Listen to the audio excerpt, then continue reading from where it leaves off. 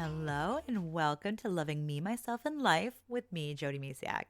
And today I want to share something very interesting about me. You may or may not know this already, but I am actually an introvert. And my husband, forever, I didn't even know what that meant. And my husband says I'm the most interesting introvert he knows because I also need to be an extrovert sometimes.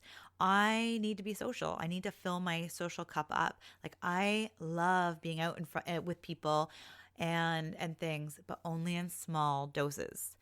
So I was actually out with my sister a while back and I was like, wow, like I needed that. And it's incredible. So I love being by myself. Maybe it was because I lived in a small house there's six of us, like my parents, and then four siblings, like the four of us siblings, and in a very small house. And maybe I need my space, but I definitely, I do love being alone. I love my space, and I love hanging out with myself. Now, it took me a while to actually feel good about being by myself when I create a deeper loving relationship with myself. It's amazing when you know that you're in good company or you love the company you're with. Like that means yourself. When you love who you are, it's really incredible.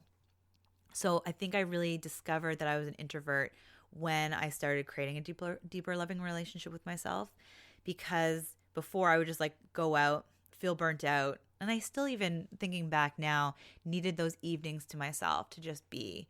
And to be, if I was being honest, I probably used alcohol as a way to just numb the crappiness that I felt from being out and around people so often.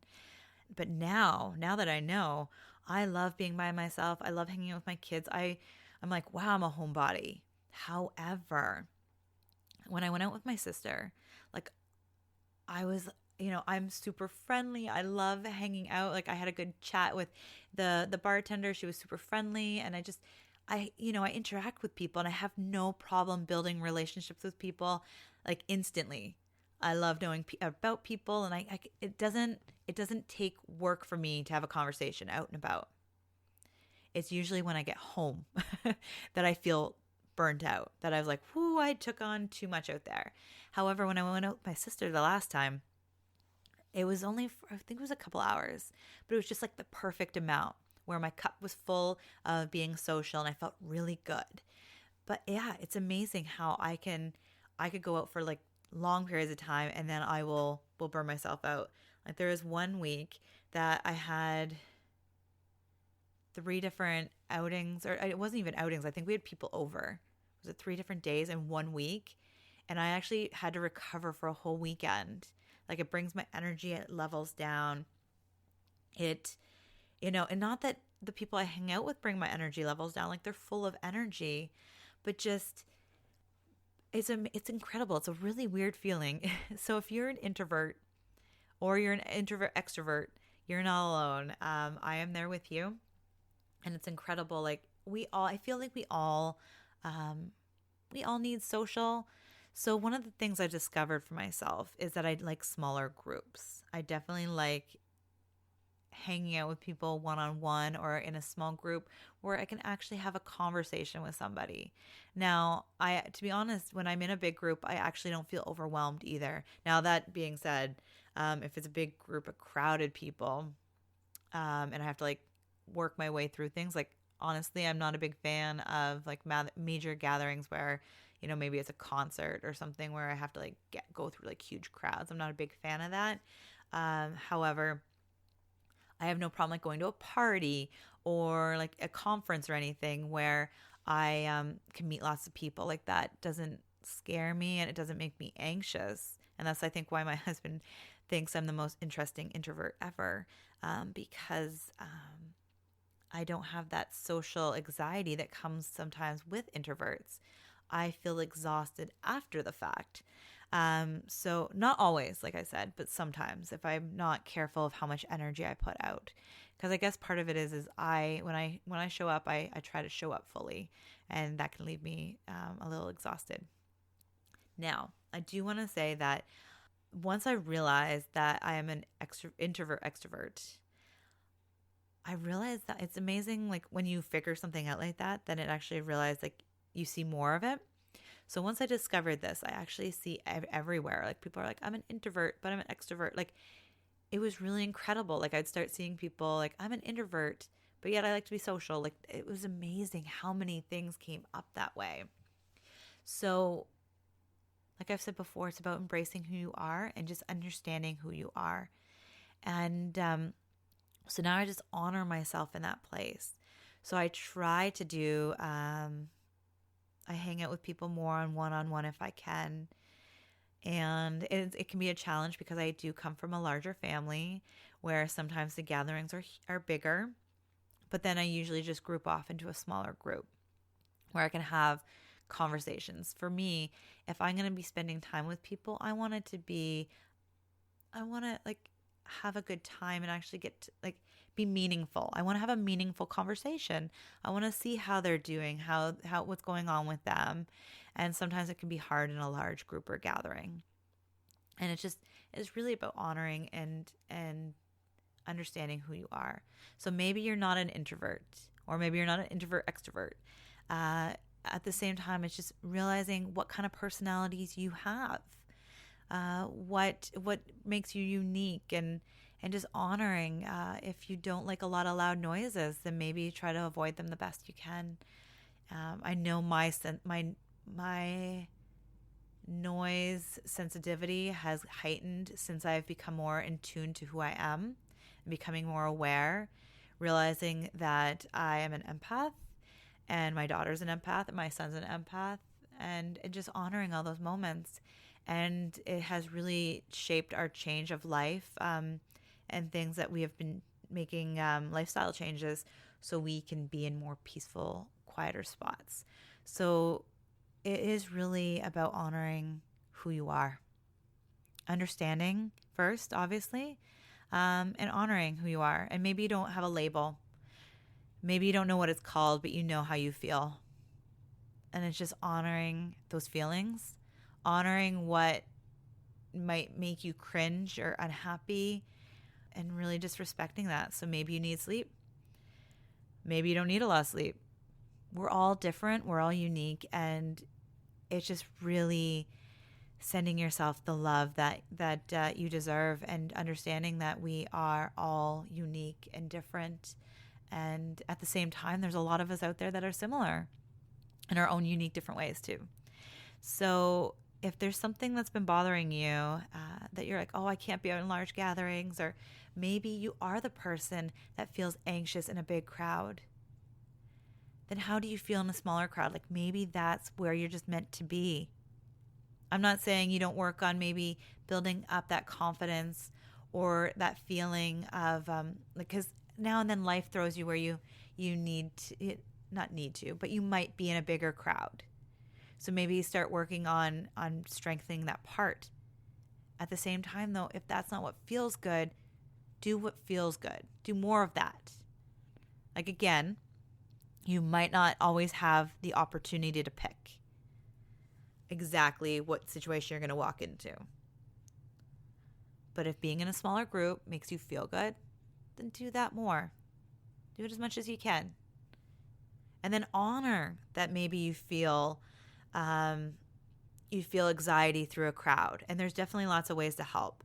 EFT tapping helps a lot.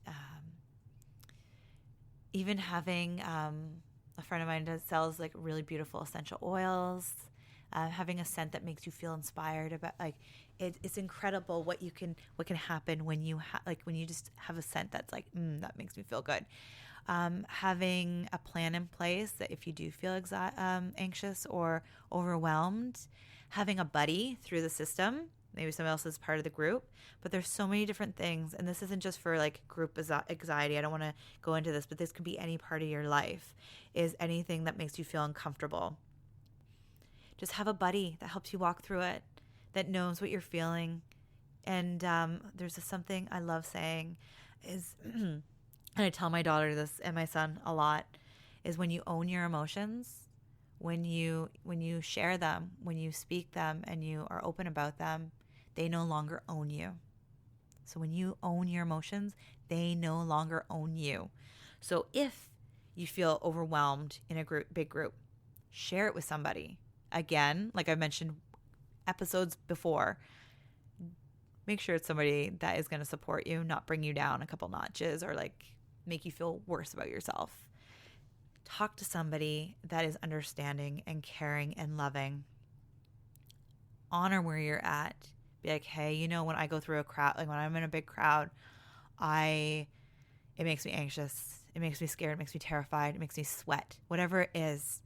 And again, this can be for any area. Like for me, when I really understood introvert, extrovert, my husband was actually the one I think that was like, I forget exactly how I understood where I was at, but I was like, oh, this is me. Like, this is what's going on. Like when you can understand what's going on, it actually makes you breathe easy. It makes you like, oh, okay, I get this now. And then you can honor where you're at and make those decisions from a healthier, loving place. And then just this way, you're not beating yourself up for feeling drained after. Like I thought, I was like, what's wrong with me? And it's not about what's wrong with me. It's who I am and how I have to honor myself after being with a group of people. Now, there's definitely techniques that I've been, working on practicing. You can protect yourself in different ways. I sage the house after people are in it, just different things like that have worked for me. And it does come down to any area of your life that works. But the first one is understanding what is going on and loving yourself where you're at, and then talking with somebody else and letting them be your buddy when situations come up.